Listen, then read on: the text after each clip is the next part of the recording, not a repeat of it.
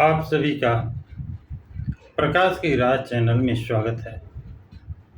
साथियों, आप सभी को पिछले वीडियो में दलित वर्ग और साइमन कमीशन से संबंधित बिंदु नंबर 15 के विषय में जानकारी उपलब्ध कराई गई थी। आज आप सभी को बिंदु नंबर 16 के विषय में, जो बाबा साहब ने 8 अगस्त 1930 नागपुर में अपने अध्यक्षीय भाषण में कहा था, बताया था, उसी से अवगत कराया जाएगा। साथियों, आप सभी जानते ही हैं कि आजकल दलित वर्ग के प्रतिनिधियों को मनोनीत कर लिया जाता है। संसद में आपका प्रतिनिधित्व करने की मुसीबत जिन्हें झेलनी पड़ती है, वह आपको इस तरह के मनोनीत करने की पद्धति में क्या खामियां हैं, यह बता सकते हैं। मुझे खुशी है कि साइमन कमीशन के सामने हमारे सभी लोगों ने इस बात की निंदा की। अपने प्रतिनिधित्व के लिए बेहतर प्रतिनिधि चुनने का अधिकार इस पद्धति के द्वारा हमसे छीन लिया जाता है। नियुक्त किए गए प्रतिनिधियों को आचरण की आज़ादी नहीं मिलती है। खेद की बात यह है कि साइमन कमीशन ने इस दुष्ट पद्धति का त्याग नहीं किया।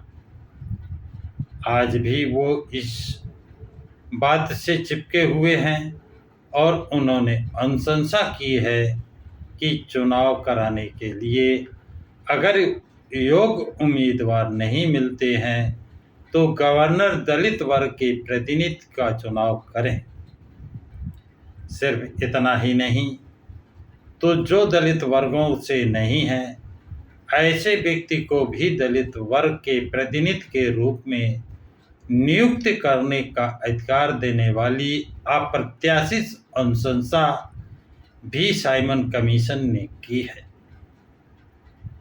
हालांकि ये आरक्षित उपाय होने के कारण इस पर सोच विचार के लिए हमें ज़्यादा समय खर्च करने की आवश्यकता नहीं है, किंतु साइमन कमीशन की प्रमुख योजना भी मेरी राय में स्वीकार योग्य नहीं है। उसके अनुसार दलित वर्ग के लिए आरक्षित पद रखते हुए संयुक्त चुनाव क्षेत्र द्वारा उनके प्रतिनिधियों का चुनाव होना है।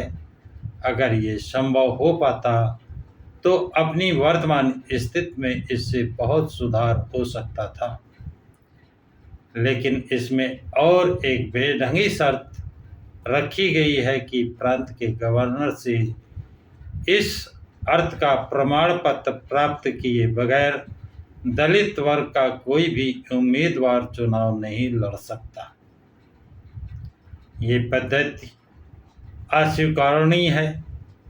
इसकी वजह यह है कि यह पद्धति फिलहाल नियुक्ति का जो तरीका अस्तित्व में है, उससे ये प्रस्ताव बेहद मिलता जुलता है कि इन दोनों में किसका चुनाव करें, ये कहना मुश्किल है। और जिन चुनाव क्षेत्रों में उम्मीदवार की केवल एक ही जगह है, वहाँ गवर्नर किसी एक को ही इस तरह का प्रमाण पत्र देने वाला है। ऐसे चुनाव क्षेत्रों के बारे में चुनाव की ये पद्धति सीधी साधी नियुक्ति की पद्धति ही साबित होती है। प्रमाण पत्र वाला ये नुस्खा वास्तव में किस तरह से काम करने वाला है, इसके बारे में कुछ नहीं कहा जा सकता है। साथ ही प्रमाण पत्र देने के लिए किन बातों पर गौर किया जाएगा, यह भी स्पष्ट नहीं है। साइमन कमीशन की सूचना बताती है कि गवर्नर दलित वर्ग के संगठनों से सलाह लेकर ये तय करें, या अगर उन्हें योग्य लगे तो इस तरह की सलाह के बगैर भी सर्टिफिकेट दे। इन क्षेत्रों में से किसी भी सूचना के लिए आप सहमत न दें। संगठनों की सलाह लेने का तरीका अगर लागू किया गया तो भले कितना भी अप्रिय क्यों न हो, जनता अपने उम्मीदवार को स्वीकृत दिलाने के लिए, केवल उसे समर्थन दिलाने के लिए कई जाली संगठन उठ खड़े होंगे।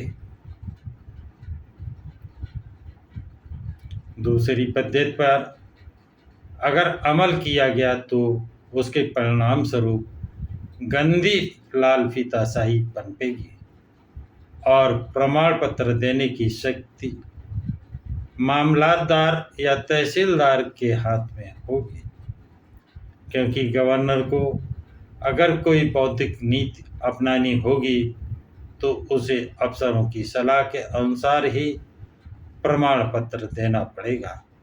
आप जानते ही हैं कि तहसीलदार और मामलतदार लोग किस वर्ग के हैं। दलित वर्ग के बारे में और दलितों में से पढ़े लिखे लोगों के बारे में उनकी मानसिकता कैसी है, यह भी आप जानते ही हैं।